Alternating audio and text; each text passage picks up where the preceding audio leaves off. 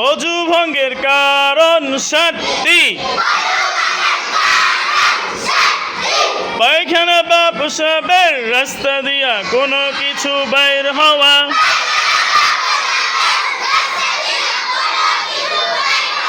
মুখ ভরিয়া বমি হওয়া,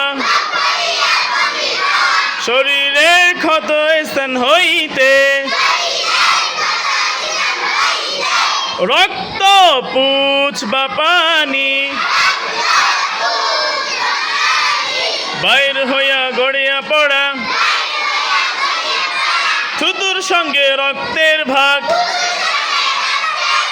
সমান বা বেশি হওয়া, চিত বা কাত হইয়া হেলান দিয়া ঘুম যাওয়া,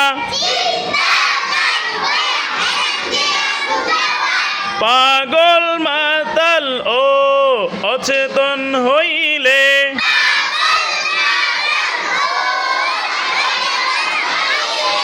নামাজের উচ্চ স্বরে হাসিলে অজু ভঙ্গের কারণ কয়টি? বলেন সবাই।